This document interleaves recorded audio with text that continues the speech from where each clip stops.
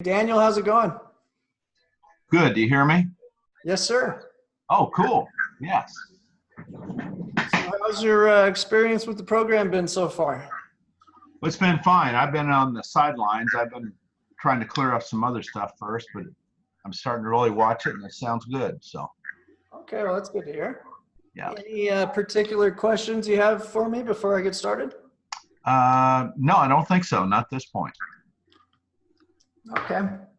Well, usually we have a little bit bigger crowd, but last webinar we had 0 questions. I think everybody's got a pretty straightforward idea of how to follow the product.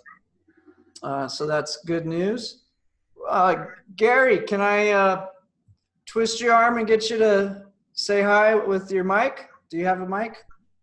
And if not, do you have your chat box so I can make sure you're there and get a feel for how you're doing with the program so far? Can you hear me? There he is. Hey, Gary, how's it going? Oh, yeah. Okay.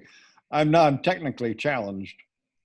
Hey, that's common these days, so no worries about that. Well, I'm definitely old school. I got my pen and paper ready. So Hey, Gary, tell me, Gary, where are you at so far in the program? Are you kind of just getting started? Have you taken any trades? Yeah, I have.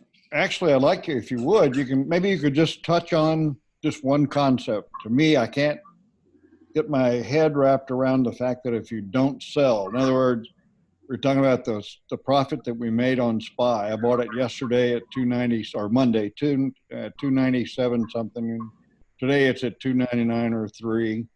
I don't know what's going on. At any rate, if you don't sell it, how do you get a profit? And I understand, I guess, that you really the profit is recognized in the price of the call option. Not necessarily. So yeah, let's. So you're talking specifically about the trade from Monday through today, right? Yeah. Okay, great. Well, let's just. Any of them in conceptually, it's just that that's the only one that I know of. Well, that's great. So let's do that. And this is probably a question most people will have. So I really appreciate you asking it. So yeah, so there's really 3 things we have to look at in every trade. And this is what can be confusing for people. Okay, so the number one most important thing that's going to make the biggest impact on your bottom line is the change of value in the underlying asset. So that's why the whole fundamental strategy relies on having the strongest underlying asset possible. And so a lot of people do what we're doing, but they'll do it on a specific stock, say NVIDIA or Netflix or whatever's hot at the time. And you'll see you can get a way bigger yield selling call options on specific stocks, but guess what happens? Yeah, hedge I funds know. come in and they start shorting the stock because they think it's overbought. A single stock can easily be manipulated, whereas the entire market is extremely hard to budge one way or the other. Right. So that's why it's so critical. Our strategy relies on having an absolute 100-pound gorilla as your underlying asset. And so if you notice, kind of the general theme in our program is step 1 is what's the safest place possible that we can invest our capital that we know in the long run has a great bullish outlook. So the S&P 500 does that very well. So for Monday, the first thing we got to wonder is what happened to our underlying asset. And again, that will make the biggest difference in your P&L. Now in this case, the SPY traveled from 297.29. Let me zoom in a little more. So the SPY went from 297.29 to $300. So our value of our SPY ETF delivered a $2.71 profit. Now, that's wonderful. It's very hard to get that kind of profit in a 48-hour period. It's very, very rare. That just doesn't happen that often. Now, the next part of the equation is we sold a call option. We didn't buy a call option. Okay, so right now the volatility is super low. Hey, Paul, how's it going? Paul's been following for quite some time. Paul, I'm going to unmute you. Paul, I would really appreciate if you were able to get your mic unmuted and say hi to the group. Trying to get as much interaction today as possible. But in the meanwhile, yeah, let's go over this. And Daniel, we'll spend some time talking about this. When the volatility index is low, option pricing is cheap. You're not going to get rich selling call options when the VIX is under 15. So you'll see we can get a little better deal with this trade setup when the volatility is higher. And I'll go back in time and kind of show that to you so you can just see these prices go up 2, 3, 4 times. Oh yeah, I had Mueller in the background. Well, sure, you can always chat. Yeah, market's flying higher as he's talking about all that. Anyway, okay, so let's just review this, Daniel. So there's 3 things you got to keep track of. Number 1, the most important thing is what happened to my underlying asset. So right now, SPY went from 297.29 to 300. That delivered a very nice gain of 271. Now, you know, you can do it in your head. If we make $100 3 times a week, 52 weeks a year, that's $15,600 a year of income. Now, what a lot of people have a hard time grasping is that sometimes we let the SPY deliver the profit, and sometimes we're going to let the call option deliver the profit. And it just depends on where the money is to be made. Right now, the VIX is really low, so there's not a lot of money killing call options. On the other hand, it's really cheap to buy downside protection. So when the volatility goes low, we start doing these really wide collar trades. So let's just look at what happened. You bought the SPY. When we entered the trade from Monday, the SPY was at 297.29, and it climbed up to 300. So in and of itself, that delivered a 271 profit. Now we sold a call option. So we were short the call. That means we collected 34 cents. But when we had to exit it today, that call option that we sold had gone up in value. So we had to pay $1.06 to get out of that obligation to sell our shares. But that's fine because we can look right above and we know if we get out of that obligation, we're up $2.71 on the asset.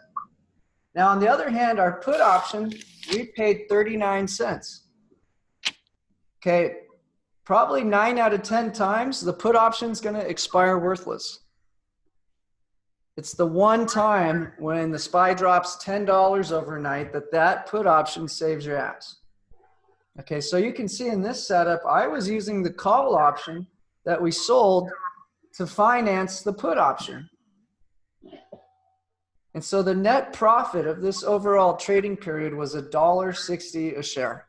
Now I can tell you, we're happy to make 50 cents a share consistently. We're not going to make $1.60 all the time. So that's just the honest truth of that. So what does that look like in terms of return on investment? Well, it's only a 0.53% return. So, you know, in bond language, 53 basis points. Now, if we do that consistently, it's a huge game. And again, I'm not trying to deliver anybody 10% a month like this would potentially indicate.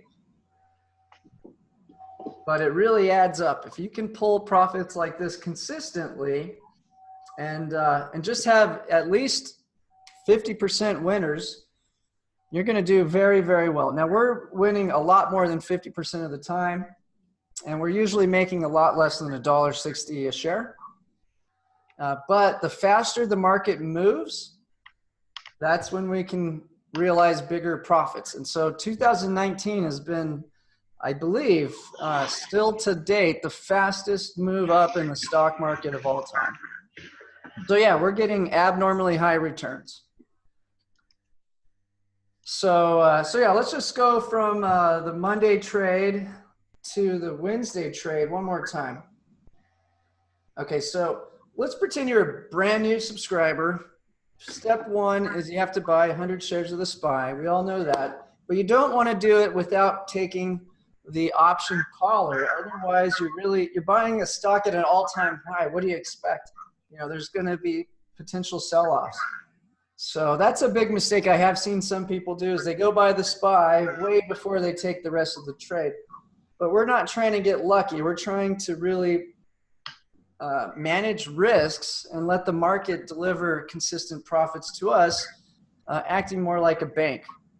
And so here was the first step. Let me zoom in on it.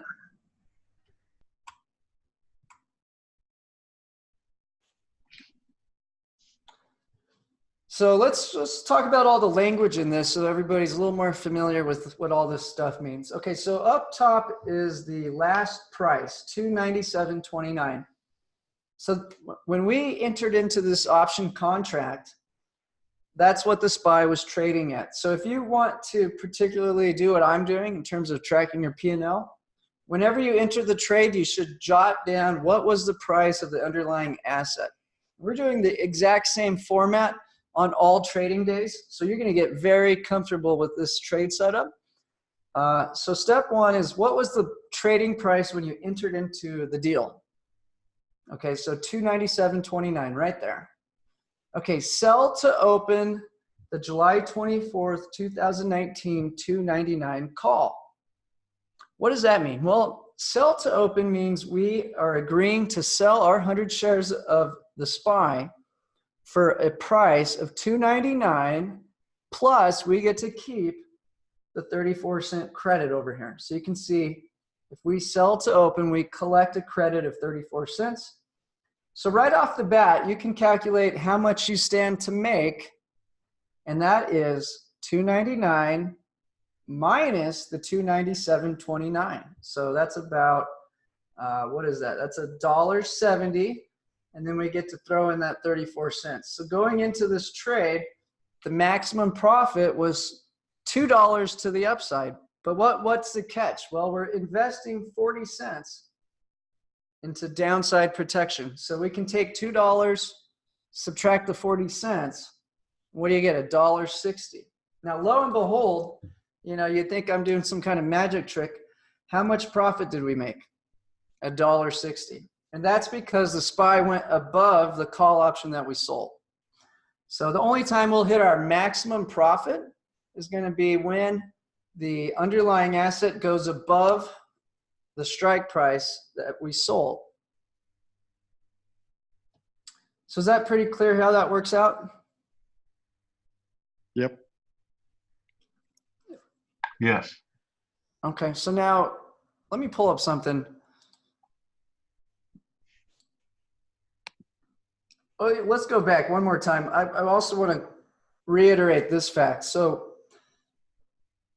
I would relate selling call options that are way above the trading price, something like taking candy from a baby. It's a foolish bet that just doesn't happen very often. Let's see. Oh, Gary, you got a question? Go ahead. Yeah, when you get through with this, I don't want to dominate this thing here. No, please. Go ahead. I'm in this 1 week evaluation period here. And I understand, I can see how I look, you know, and analyze the heck out of SPY over the past 10 years. And I can see how this system would work. And I'm talking now about the basic system, just as a standalone system, how it can work in a bull market. What happens when, not if, but when we enter into a bear market? Those of us who are just in the basic membership. I mean, Sure, yeah, very good question. Okay, I'll address that in a minute. Okay, thank you. William, Kirk Wells, welcome, buddy. How are you doing?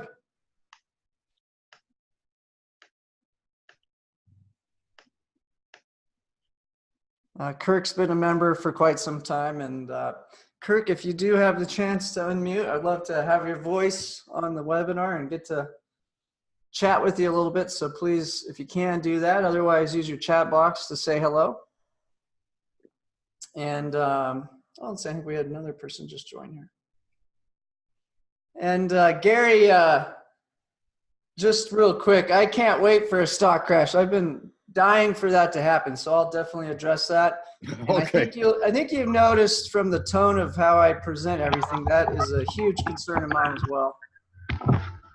Yeah, I like the fact that, you keep the risk low, but Yeah, I so also this don't trade wanna- setup won't profit from a down market. So I'll go over that in a minute. okay. So yeah, let's talk about, what Gary's saying. So we have to assume the market's going to go flatter up until it doesn't. Trying to bet that it's going to go down before it does is a really tricky job.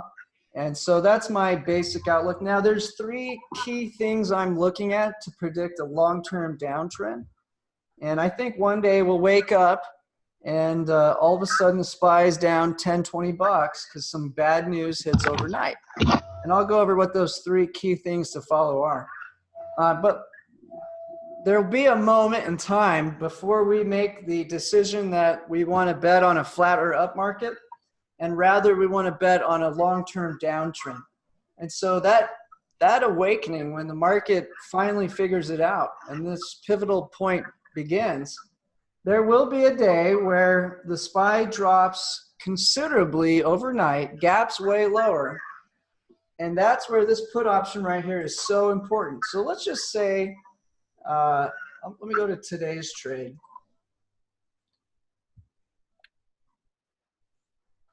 And this risk chart right here really illustrates it.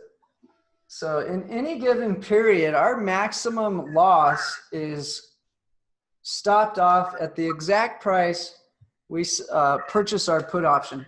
So if we go back to the analogy, sell to open the call, that's a lot like taking candy from a baby.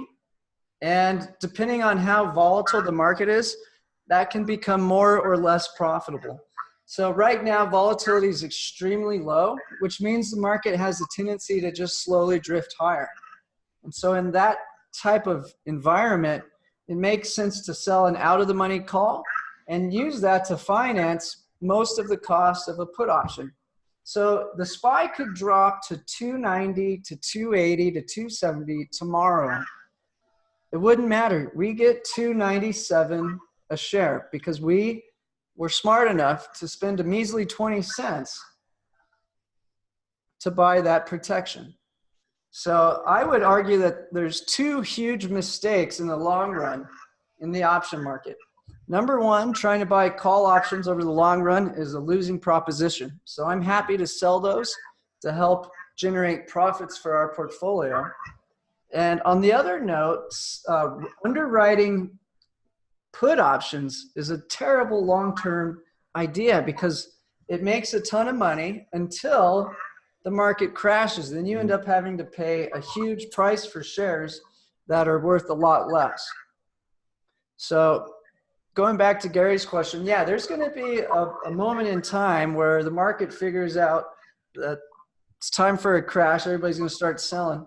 That's when that put option is going to save the day. We're not going to walk away unscratched, but we certainly will lose very little money. Okay, so now let's talk about, so in general, that's the strategy. Now, the higher the volatility goes, you'll see I'll move this call option closer to the trading price, and I'll move the put option a little closer.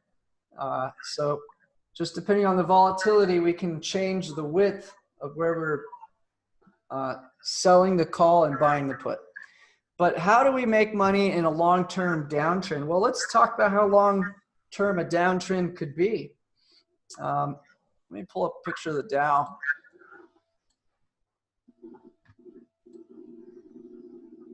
So the most recent downtrends are, when you look at the big picture, they're actually kind of pretty quick.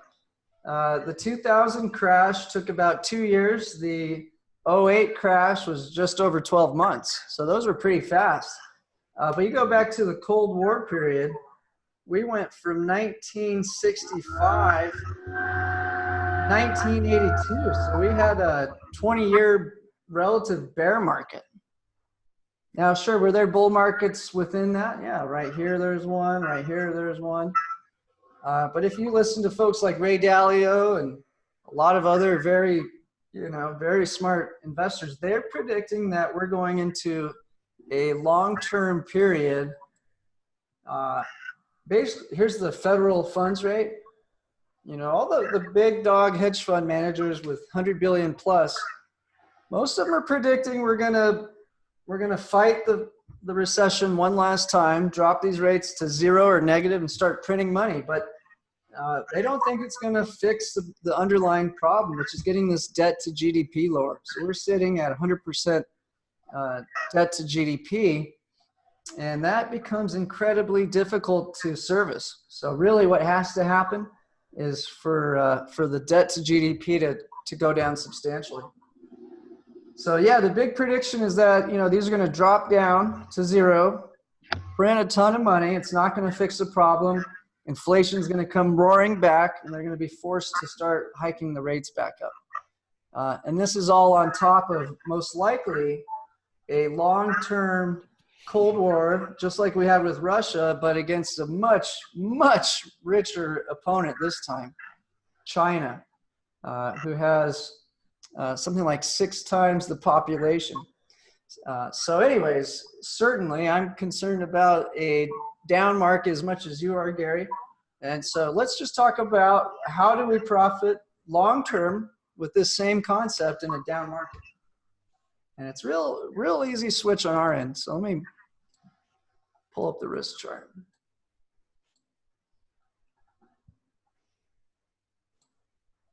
So this is just a cool little tool. It shows you your profit loss over time. Now, there's a little bit of difference because this is assuming at expiration, and we're closing these out, you know, with a little time premium left. So it's not exact, but let's see what would happen if I put this at 303 and this at 297. So that's all I'm doing. No big magic.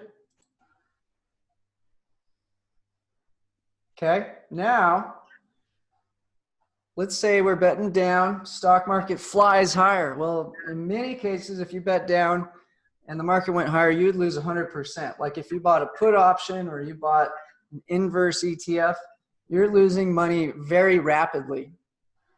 Okay, but if we do this strategy, it's a lot like what, in fact, look at this. The market's currently betting up. So they'll actually pay you 3.5 to 2.5 risk rate reward ratio.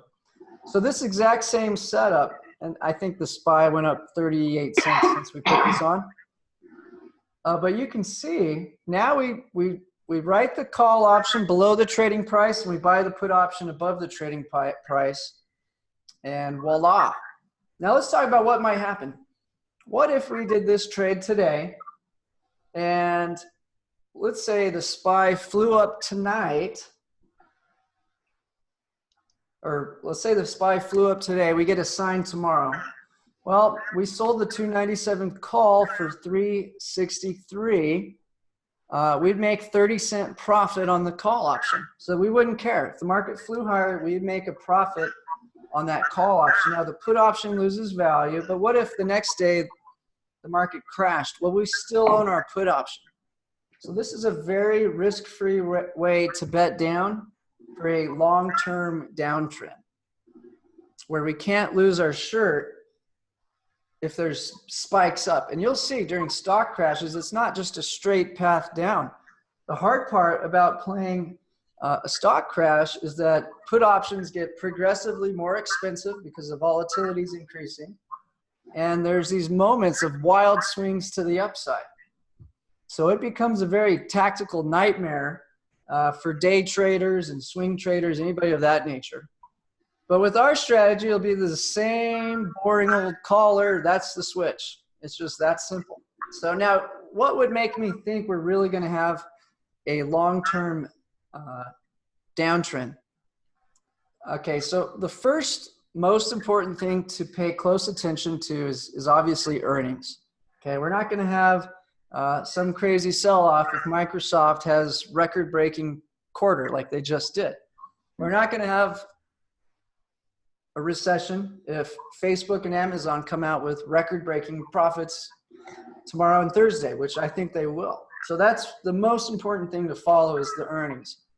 If we start to see the earnings begin to disappoint, that will be a big cue. Okay, what's the next thing that I'm really concerned about? I don't think China wants a trade war resolution. In fact, I think they plan to keep stealing their way to success. And I highly, highly doubt they're going to agree to do anything outside of buy food that they desperately need. So I'm very reluctant to believe a trade war truce is in the books. Maybe some sort of fake little handshake like we had at the G20.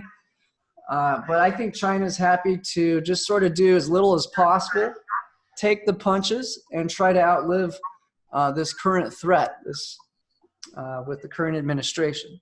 So if I saw Trump lose his temper and start raising tariffs, that would certainly make me start to think twice about being bullish and look at flipping our trade like this.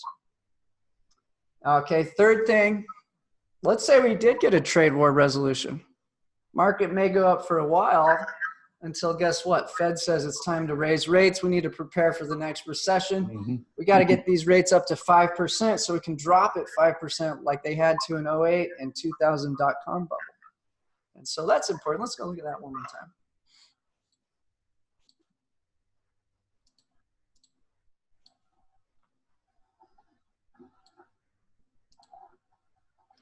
So if we go back to all these recessions, every single one, in order to fix the problem, go back to this 1981 recession, we had to drop the interest rates from 17.5, which is nuts. It's hard to believe the runaway inflation during this period.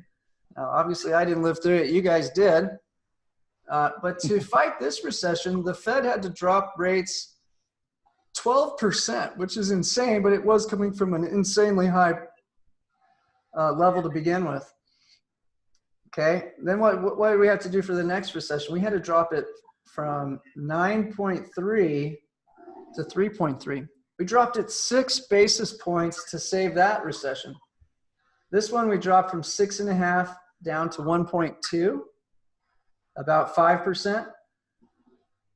The next recession, we went from 5.5 down to 0. So ask yourself, how low will they have to go this time? Mm-hmm. They're going to have to go to negative territory. It's going to be something that's never happened in U.S. history. So funny enough, if all the things go true that we want for the stock market, everything starts to rebound, it's going to push these asset prices way higher. And then all of a sudden the Fed feels comfortable to raise rates. So we start seeing that the Fed's going to begin to raise rates. We'll begin to become more and more paranoid of a sell-off. So those are, in my opinion, the 3 most important things to pay attention to, outside of, simply put, watching for the market to start selling off on its own. So let me pull up that risk chart one more time. I'll pull up the trade ticket so we can see how we play with that to get to this.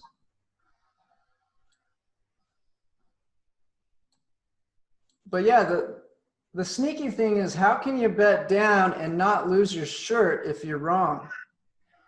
And so that's what owning the asset and then just flipping those two allows you to do.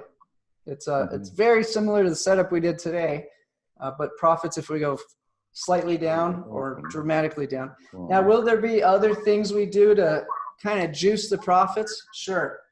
There's a lot of other things we could do, but this is the general move that we'll be doing Monday, Wednesday, Friday, if we thought there was a long-term downtrend, and we would just be cranking this trade out left and right. So any questions on that, Gary?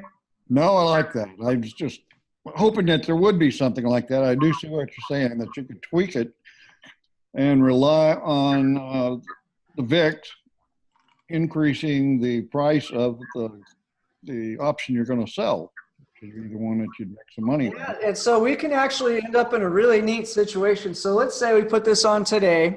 SPY jumps up to close, so we get a sign, and then it dumps the next morning. Well, we got a sign for a profit on the call, and then we're not getting rid of our put, so we're hanging on to that put that can then dramatically go up in value. And then, we throw a little play on the VIX.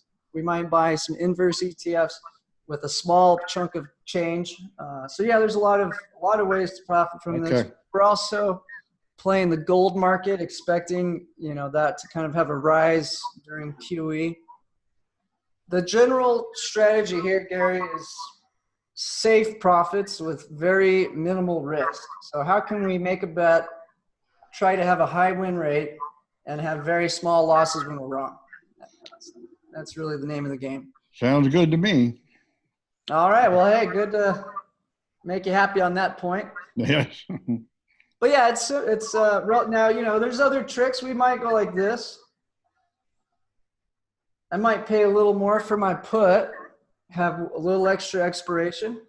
We'll see how that changes this chart right here. So just tiny tweaks can really, look at that. Now you get more of a curve, but can make a little extra that way. Because we're buying, if we put a little more money into the put by buying a little extra time premium, it'll allow us to generate a relatively bigger profit. So yeah, that's the general trend. I just can't, in good faith, have people betting down until some of these factors really come to play. Right. And right now, it looks like the big plays, everywhere else is just a disaster. So regardless of the fundamentals, money is flowing to both the U.S. stock market and the bond market. Mm-hmm. And let me pull up some of our portfolios here, because that's another way to protect yourself. So first of all, we're not just owning the SPY. We always have the put option, so there's a limited risk at any given point in time. But that really just helps us not lose our ass. It's not going to help us make up for pullbacks in the stock market during a bull market. That's why it's so important to do the recommended allocation on the Thursday trade. Typically, bonds go down, SPY goes up, SPY goes down, bonds go up. So if you do allocate 45 and 45 between these two trades, it's going to normalize your return. So you really don't have the likelihood of having a losing month. And surprisingly, this portfolio is starting to outperform the SPY. It hasn't done that to date, but it just jumped ahead of, only by a little bit. But just by doing that one move, getting rid of all these risky stocks we own, half your money in the SPY, half your money in the TLT, that really does a lot to insulate you. Now, is there a risk that both sell off at the same time? There certainly is, and that's what a lot of people are worried about. Because we got people like Ray Dalio, their whole strategy is to leverage back and forth between the bonds and the equities. And so if they were both to sell off at the same time and they're caught using a lot of leverage, they may have to sell everything at once. And so that's a big fear. And also why we do the same setup on the TLT. We have that put option below that as well.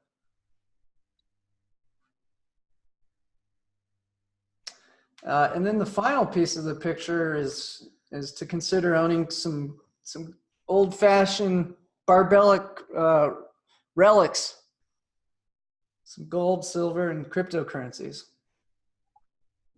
Are you holding any precious metals, Gary? No, not to speak of. No. Okay. So yeah, here's I got some junk silver, and that's about it. You got some silver? Yeah. That's good.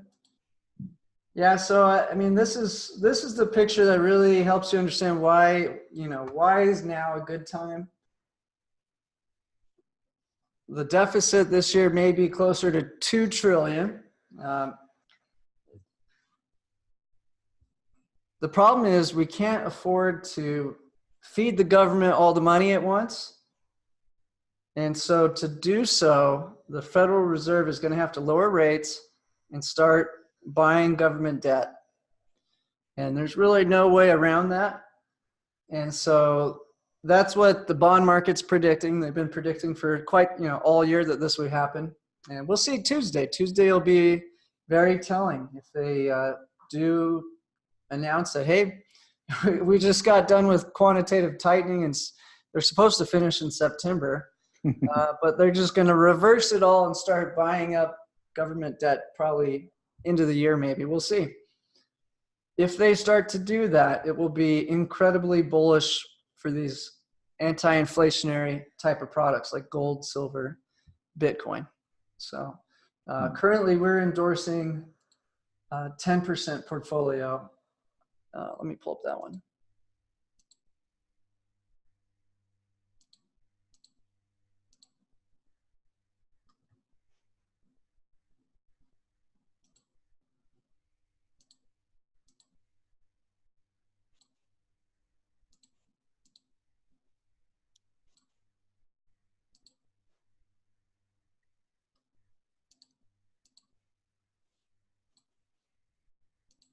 So many tabs. Hold on, guys.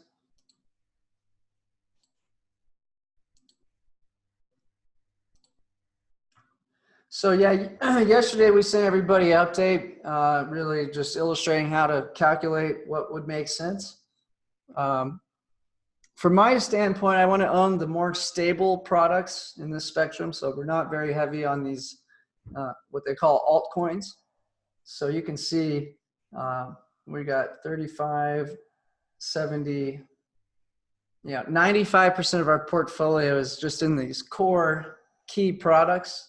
GLD is the biggest position, spot gold, ETF. I like GDX and SIL for the mining companies. So again, those aren't going to really shoot up unless there's the belief that there'll be a long-term demand for these products. So if we're entering potentially a 1 to 2 year monetary easing period, that would definitely make people believe there's going to be a bigger long-term demand. And if there's no real trade war resolution, I think you'll see more and more people realize these governments are going to print money to try to do a economic warfare. So Bitcoin I really like. It's 9 years old now. And so, my expectation is maybe for it to double or triple, whereas some of these altcoins could have a lot more growth than that. But I'm hesitant to jump into these until after we see Bitcoin starting to kind of push the envelope. So I do think I think GLD and BTC will lead the race initially until it's become clear that there is a long-term demand for these sorts of products. And then you'll see some of the more long-term products catch up. So that would be like GDX, SIL, and then these are the 3 crypto coins, altcoins that we like. Any questions about the precious metal cryptocurrency portfolio?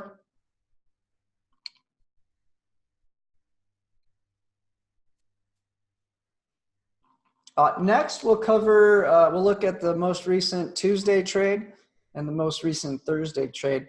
Any questions in general on anything? We got some more people in here. Let me. Barry, I promoted you to panelist, so you can talk if you like. Let me see. So feel free to chat.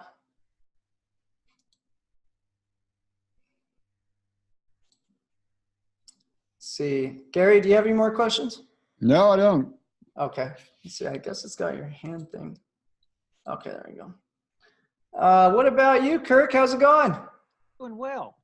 Everything's rocking along pretty good. Yeah. Well, we had Kirk was telling me how boring the returns were for a few weeks there because I was protecting us to the downside in early July, but I think we've done well in the last few weeks. Are you still doing the Apple, or are you? Yes, I'm doing the Apple and I'm doing the SPY also. Okay, great. Yeah, so Apple's really performing very well for us. Any questions, Kirk, before I go into? No, I'm happy with what's going on, Jason. Okay. Well, if you have any questions, let me know. Your volume's a little low, Kirk, so if you do have a question, maybe post it in the chat box. Okay, I'll do it. Any other questions out there? Daniel, I know you're just getting started. I'd love to hear your feedback so far. Well, I'm just concerned about getting it signed. That's kind of a foreign thing to me. So I'm just. Okay. Oh, that's great. Let's talk about getting it signed. just, get in touch on that a little bit. Yeah, no, that's a good question. Glad you brought it up. So in our strategy, getting assigned actually means we win. So that, first of all, never should scare you. Now, I will show you how other strategies, a lot of people ask me this one. Okay, let's tell you when you don't want to get assigned first, and then we'll look at why ours you love to get assigned, okay? Who's heard of naked option writing? Yes. Yeah, now that's what we don't want to be doing, okay? Here's the worst strategy in the world long term. Looks good on paper, but I can tell you it's the, they call it the ant up the hill strategy. You see all the ants hiking up the hill, everything looks good, and they get to the top of the hill and they fall deep down and you never find them again. Mm-hmm. All right, let's look at the opposite of our strategy. All right, so this is what the big Wall Street banks do because they have so much money. They actually don't mind picking up, in their calculation, they don't mind having to buy these shares at any price. And they believe they can sit there and pull this insurance. So when you buy a put option, it's for insurance. We know the market rarely goes down, especially very quickly. So most of the time, it's a very profitable strategy to sit there and write naked put options. So let's talk about this trade right here. So if I were to sell to open the July 26, 2019 296 put, let's say Trump comes out tonight, right? He waits till the market closes, right? Which is what they tend to do when they're getting aggressive with China. They tend to put some good news out during the market while it's open, and then they put the bad news out after it closes. So let's say it comes out and says, you know what? We're done with these Chinese. We're raising the tariffs on the other 300 billion. Oh boy, SPY drops to 290 tomorrow morning. You get assigned. Now, what do you get assigned to? Well, you agreed to buy 100 shares for 296. The problem is they're only worth 290 when you wake up the next morning. So you just lost $6 a share or 600 bucks. Mm-hmm. And what did you do it for? How much did you make to lose 600? You made 10 cents a share. So you basically were trying to make $1 or $10. You're out there trying to make 10 bucks. And you wake up one day and you lost between 300 to 600 bucks. Okay, so that's just a bad bet in the long run. Everybody knows that's just not a smart idea. When the market's at all-time highs, the business cycle's at a record length. We're obviously at war with China. The central banks are freaked out. They're lowering rates. There's 13 trillion in negative bonds out there. You tell me it's a smart idea to sit there and agree to buy SPY shares no matter what. No thanks. Okay, that's a bad bet. And that's why we don't do that bet. Let's talk about what we're agreeing to. Now I'm going to get rid of that put because we're never going to get assigned from buying an option. It's only when you sell options. Okay, so let's talk about getting assigned when we sell a covered call. Okay, so even if I did this one right here, so I'm agreeing to sell my shares for 297, but the SPY is trading at 339. Why on earth would I agree to sell you my shares for $3.38 less than what they're worth? Doesn't make any sense at all, does it? Aha, but what am I getting paid to enter into this option contract? Anybody know the answer from the screen? 360. Yeah, and what's my profit if I get assigned?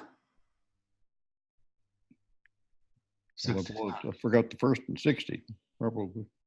Yeah, about 30 cents, right? So we just, we're losing 335 on the SPY because, hey, we agreed to sell it for 297. It's worth 335 right this moment. But the call option purchaser paid 357.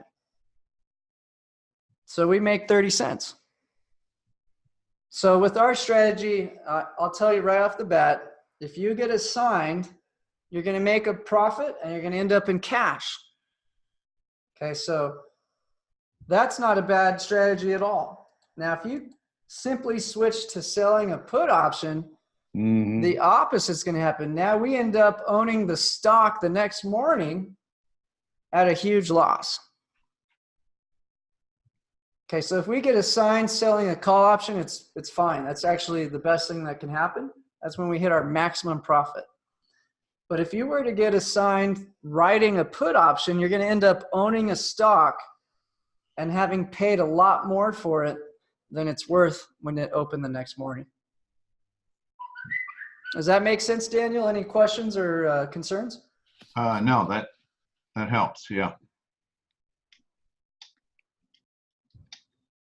Let's see. I think we got a few other people in here. Oh, Chris is in.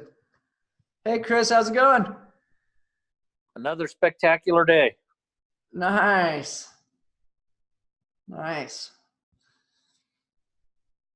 Any other questions out there before I take a little review of our Tuesday and Thursday trades most recently?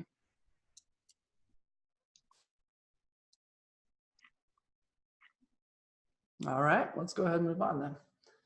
Now, Daniel, you sure? I don't want you to feel like you're afraid of being assigned on a call option. Are you crystal clear on that? I think so. I'm going to quiz you one time just for the group, all right? Okay. I'll put it up. All right, look at that. Sell to open July 26, 2019, 350. Midpoint 88 cents. It's trading at 30.39. Let's say today SPY flies up to $310 a share. What do you think will happen tomorrow morning? You'd be assigned. Yeah, you'll get a sign. Okay, and how much money are you going to make? Or lose? 310, 330. You're going to lose, you'll make 39 cents. Well, let's see. We're going to get to keep the option premium, so that's 88 cents. Oh, okay. Now, how much higher is 30.50 from 30.39? About 10, 12 cents higher? Yeah. So we're making like what, 95 cents? Yeah. All right. So what if the SPY went to 400 today? Would that make any difference to us? Nope. Nope. All right. Now, what if SPY goes down? Are we going to get assigned? No. No. We'll just keep their money. Now we're worried about the underlying asset. Now we realize, well, I wish I bought that damn put option, which of course we always do. Now, can I get assigned on the downside from owning a put?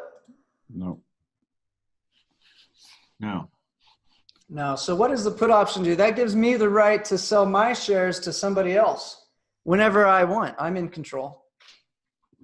And so I'd only, use that if obviously the put option had gone up in value. Otherwise, most likely it's just going to expire worthless, and that's all right. We don't expect insurance to pay off.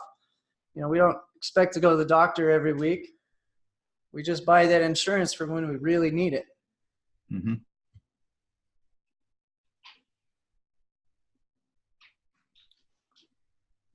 So yeah, nothing to worry about there's really nothing to worry about, period, in terms of losing a lot of money with the way we're doing this.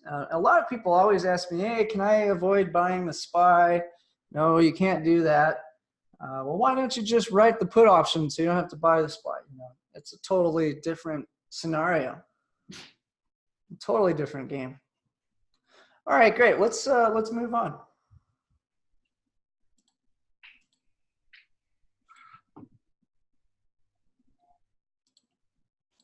Let's see if I got some of our most recent trades up.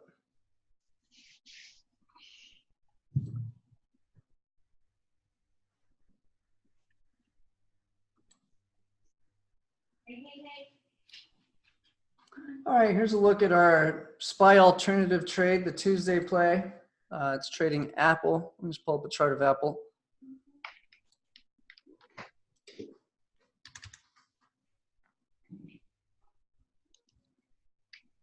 Oh man, that thing flew up this morning.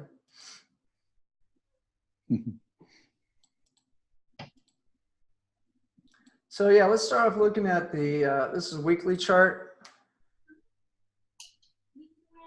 One thing that's important to understand is that the option market is, prices are adjusted based on the change of speed of the underlying asset.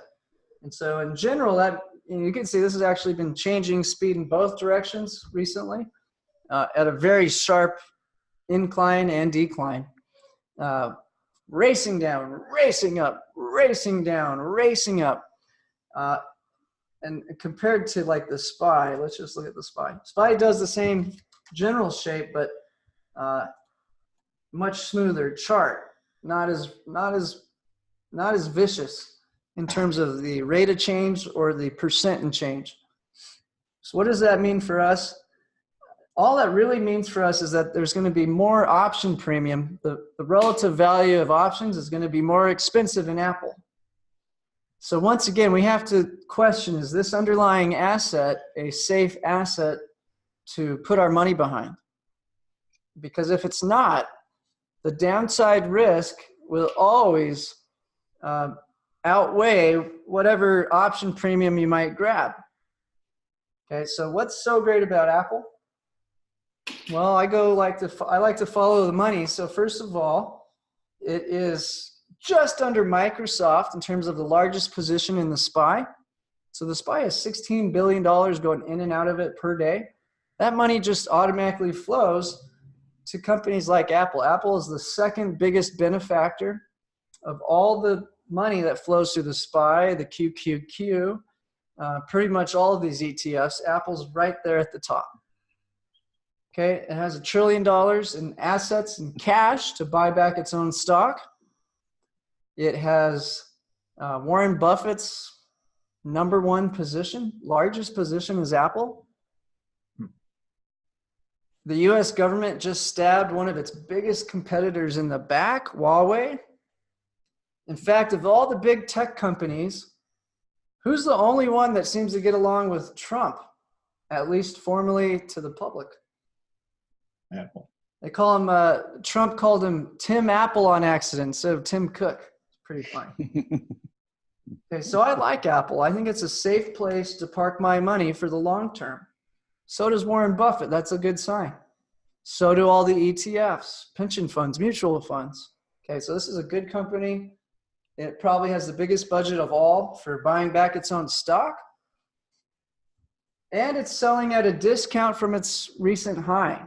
So the so-called babies who want to buy call options, we can take that candy from them all day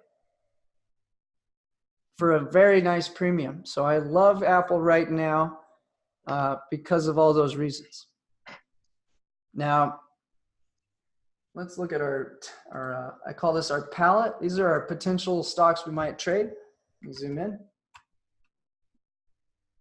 Microsoft's a good one, but it actually has less volatility than the SPY, which is crazy. It's one of those companies that I don't think it's almost never had a losing year. Same for Amazon.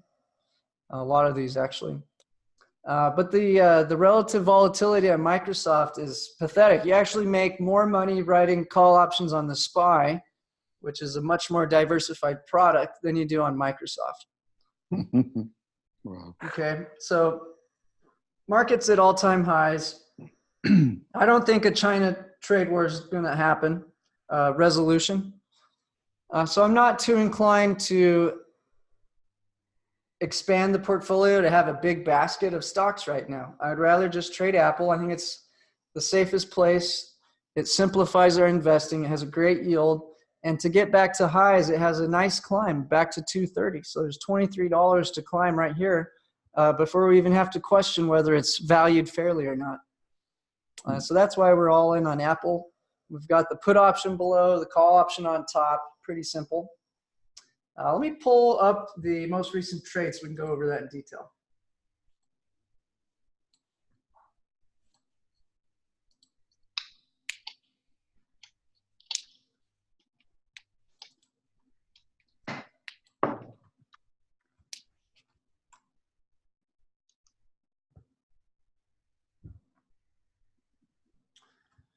So same setup, relatively bullish trade. So let's see what our risk graph looked like on this one. So we're taking, so this portfolio does have a bigger return, but just realize to get a bigger return, you have to take a bigger risk. There's no free lunch. And so we can design strategies that take on more risk to generate bigger profits. And that's what the Tuesday play does. It, by design, takes a bigger risk, aims for a bigger profit, and it trades less. It only trades on Tuesday. So by selecting Apple, that's really the key. The very key to all these strategies is what are you picking to hold your underlying assets under? And so that's why I believe Apple's the best bet right now of all stocks. So we did the 215 call. So our profit stops once Apple climbs to 215. That's a huge path from here. So we'd have to go up. Well, let's see what it got to yesterday or this morning.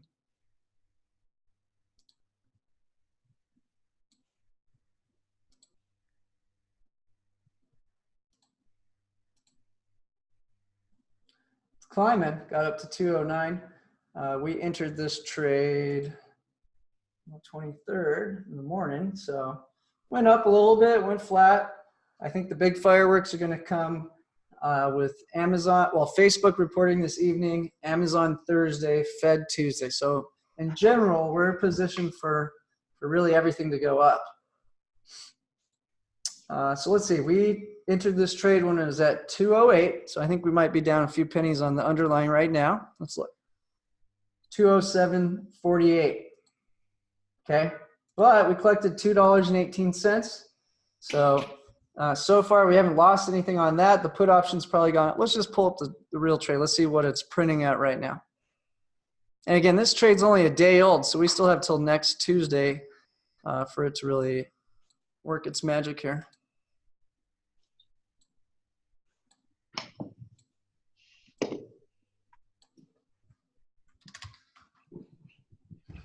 So I'll pull it up as if I wanted to close it right now. And again, we don't want to do that, but just so we all learn how to do that.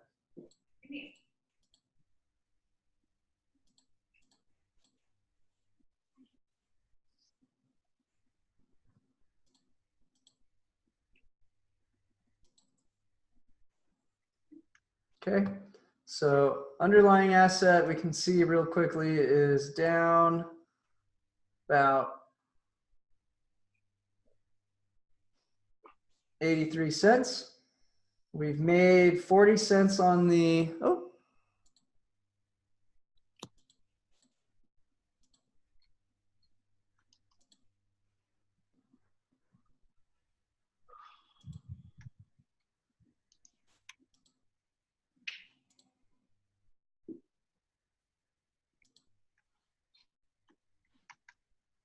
Here it comes.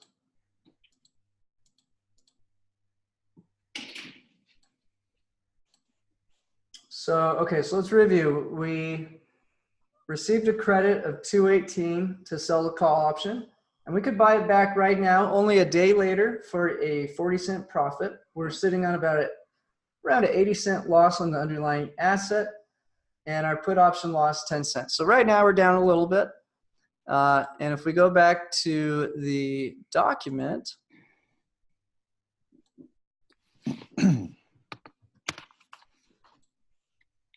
and look at the risk graph, you can see this setup, if it goes below 208.12, we slowly lose a little bit till a maximum loss. If we travel higher, we slowly make it to our maximum gain. So this trade has some time, and that's how it's performing. Now this trade did come off a big wind. Let's just review how that trade went. The previous week, it went from 205.17 to 207.92 for a 265 return. The call option, we had to buy back and lost $1.57. So just in the Apple trade in itself, we walked away with about $1.08 profit. Now, some of you probably didn't take these GDX calls because these were from about a month back. Let's see, we did this one on 7/12, and we did this one on 6/25. And so what we had done is taken some of the profit from the covered call on Apple, and we went long GDX. So those were able to get out yesterday for a nice gain, 64% and 173%. Can I interject something there, Jason? Yeah. Okay, so I took those GDX trades and stuff, and we paid for those with the premium that we were making when we were selling the Apple calls. And so you kind of like put them in this quiver. You don't think about them too much. And even though we didn't make a ton on Apple on the yesterday's trade, when I sold the GDXs, I made a ton of money. And it's kind of one of those things you don't think about because you sort of invest in them, as you're using the money from the premiums to pay for them. And then they just kind of sit there until you need them. And it's kind of it's like finding a 20 in your pocket when you go into the throw your jeans in the wash. That's a great analogy. It really is a nice surprise. Yeah. So now we had an extra piece of the trade. One thing is that it's really smart strategy to sit there and build into a position over time, like we had with that GDX. And Chris woke up with I guess probably not $20 bills with some $1,000 bills in his pocket. But I did make a decision on my end to change the format to be, what is it? Mission Impossible? That's the one with the self-destructing message, right? Uh-huh. Not James Bond. I think I was messing up the movie, but Mission Impossible. You get the message. It's self-destruct. You either accept it or not. That's how I wanted our trade alerts to be, so that number one, you don't have to keep track of a dirty laundry basket of trades we have. So I've slightly altered it to get the same benefit. Essentially, take that premium from Apple, which might be a little boring, and then we're going to play a trend that we believe we can predict. And so right now, I believe that we can predict a substantial upward move in precious metals. So you can see in this trade, we're taking just $120 of our potential profit. And if I go up, let's look at the potential profit. We could make anywhere from a loss of $1,200 to a gain of $768, depending on what Apple does. But I'm taking 120 of the profit that I believe we can make at a kind of a worst case scenario. And we're doing a bull call spread. Now, this is something we should spend some time on too, because I know this has confused some people. So let me pull up this ticket.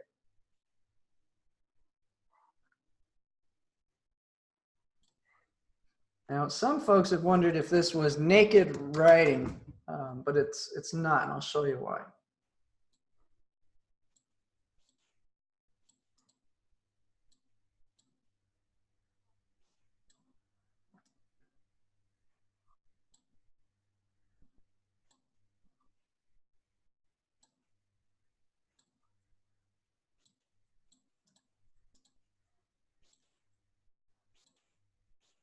So here's this trade setup.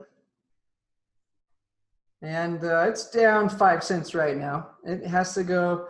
This one really pays off if we can close above 16. Or if we can get above 16, that's when it's going to hit a big win on this one. Let me pull up that ticket. Can everybody see that ticket all right? I could readjust my screen to zoom in on it probably. Or, I can do it here. Watch. Let me expand this so everybody can see it really clear.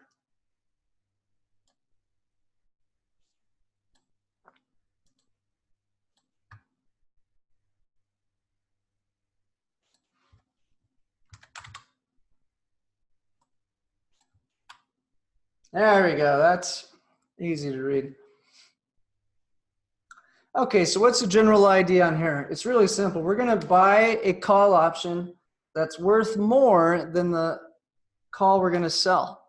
So we're basically limiting our upside, but we're financing this call option with a less valuable call option. So we're paying 29 cents to buy the 1550 call on SLV, and then we're selling the $16 call option for 11 cents. So it only costs us 17 cents to get in there.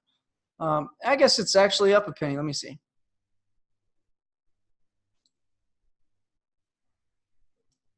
Yeah, so it's up a penny right now.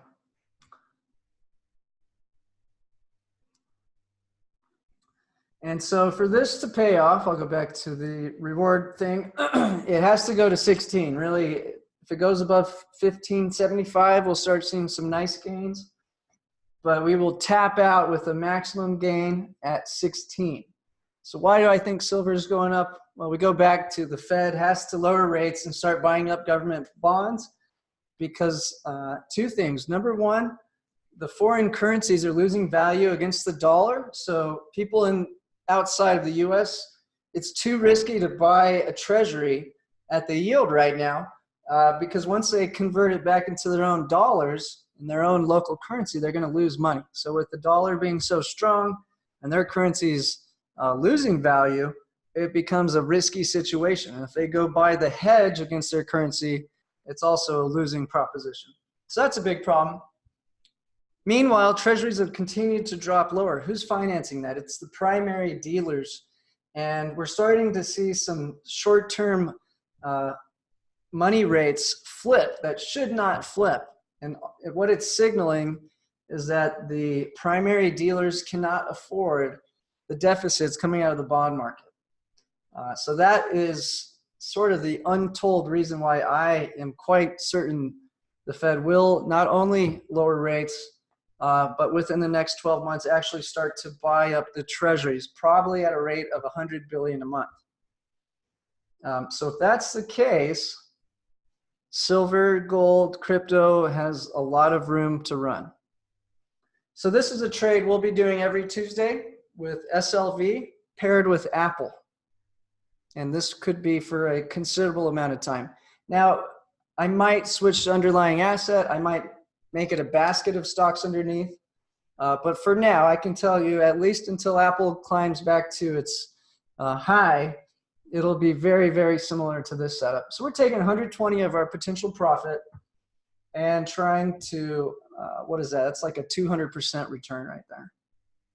So we're not risking the farm. And we don't expect to win on this every week. But if you do that every week consistently, and you have at least a 50% win rate, it does add a nice couple percentage points to our total return at the end of the year.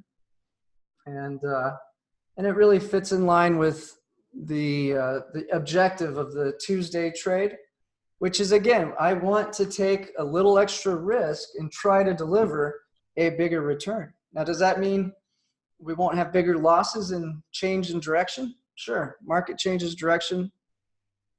This portfolio will have more at stake than the SPY portfolio. But when the market is trending, it will pull in bigger profits. Any questions on the bull call spread or the Tuesday trade?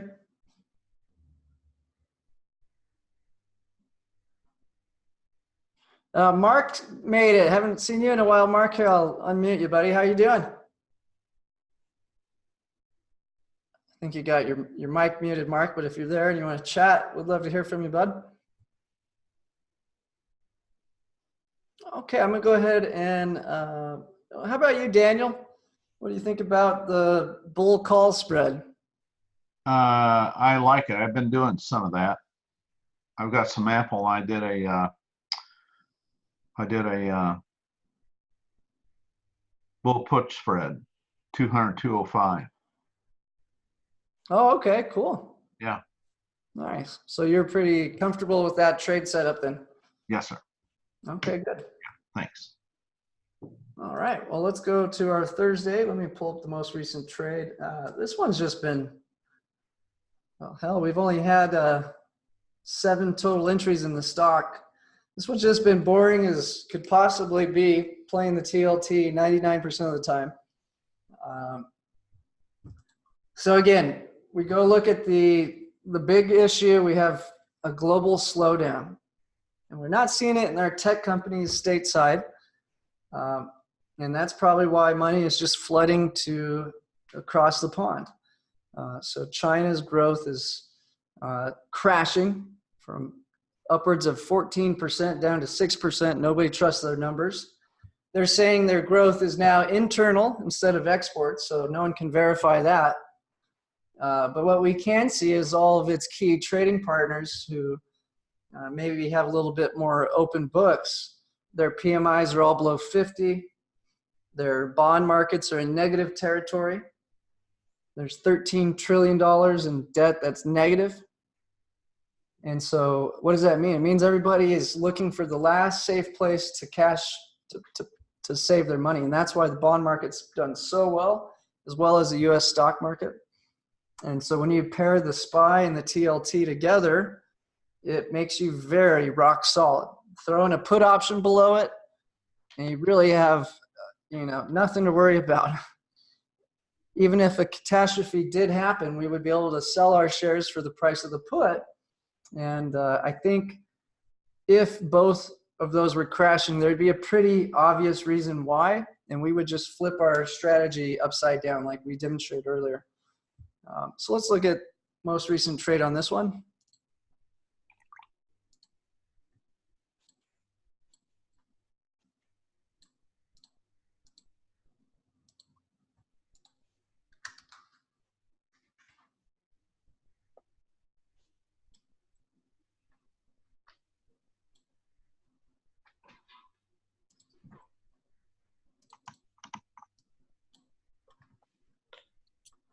Good old Donald Duck and his gold pile.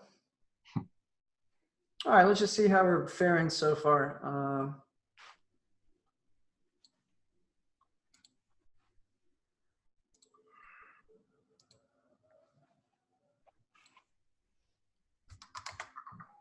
All right, TLT was up considerably on Monday.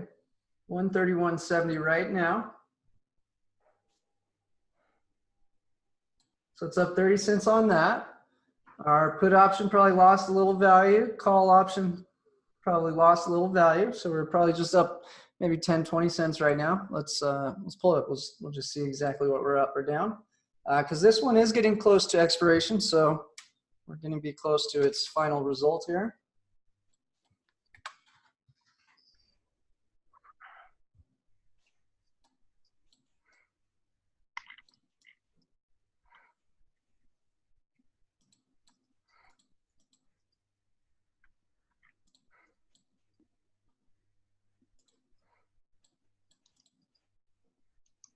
All right, so underlying asset is up 23.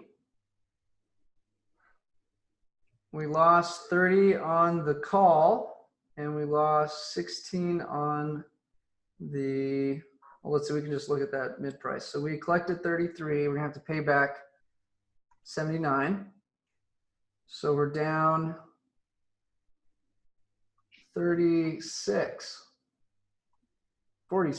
down 46 cents, and we're up about 30. So we're a little bit negative right now on this. We need the TLT to go a little bit higher to generate a profit.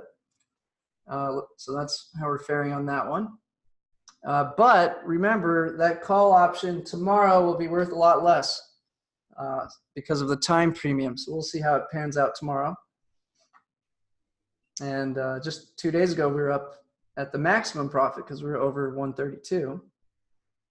Now, the second part of the trade is on GLD. We needed to stay above 134, and this is about 100% potential return or loss. So again, we're taking a tiny expected profit, which in this case is about $24 per contract on the TLT. And let's see how GLD is faring.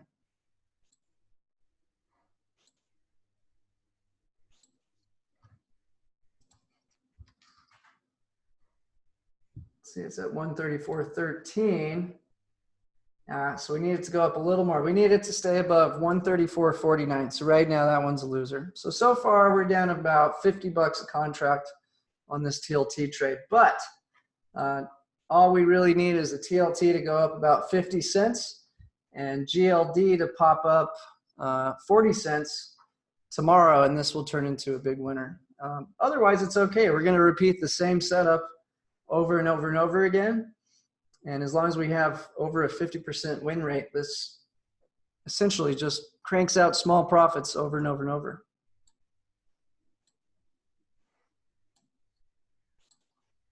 And it's been performing very well this year. Any questions on the Thursday trade alert, or in general how we're recommending you allocate your capital?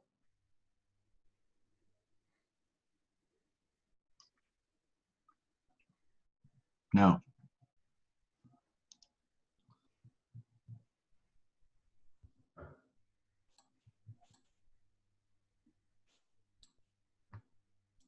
What other questions you got, Daniel? I think I'm pretty good at the moment. Yeah? Yeah. Jason, when did you get back into the TLT? Because I missed that somewhere. Yeah, so TLT has been live since 6/20. That's the Thursday trade. Okay, that's when you got back One in it. announcement. I did actually optimize our template. So you guys should be getting a new spreadsheet today. I'll be doing a new tutorial. And so what I've done is I've moved Amazon and Google into these two yellow spots. And then I've added a basket of more risky bond markets that we can play with ETFs. So kind of like how we have this. So if I thought we had growth, like serious long-term growth ahead, we might rotate out of the SPY into the blue basket. So I've designed something very similar for Thursday. So again, Amazon and Google is now moved to these two spots. And then I have some iShares top, these are the biggest bond funds in the world, some emerging markets, some high yield, institutional grade, and just their aggregate bond portfolio too. Yeah, so you should be getting all of it, Jerry. I'll check in on that. You're not getting the Thursday alerts? No, I'm getting the alerts. I guess I just missed it somewhere where you got back in the TLT. Yeah, we played Amazon and Google for a couple quick weeks when they sold off, and then they just went right back to the high, so got out. So yeah, we had 2 weeks of playing the Amazon Google, or about 3 weeks, I guess. Other than that, it's been TLT the whole time. Okay, good, thanks. And we did get out of the GDX on that one, right here.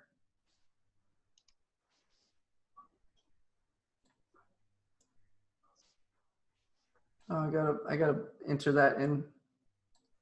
This will actually jump a little higher, guys. I haven't even put the GDX trade in there yet.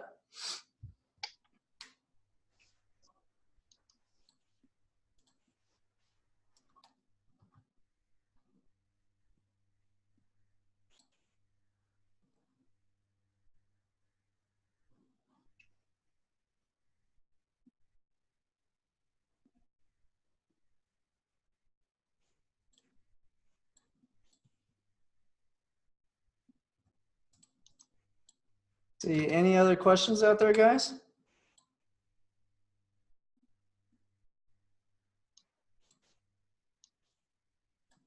Throw this up here. If anybody does want to save on a lifetime membership, give Dean a ring, or Chris, 505-322-7515. If you want to get a lifetime membership and get rid of the annual rebill and have all trades Monday through Friday, give Dean a ring, 505-322-7515. All right, guys, thank you so much for your attendance and all your interaction throughout the webinar today. We'll have another one Wednesday in the normal schedule. So hope everybody's enjoying it and making some good money. Thanks, Thanks a Jason. lot. Thanks, Have Jason. fun.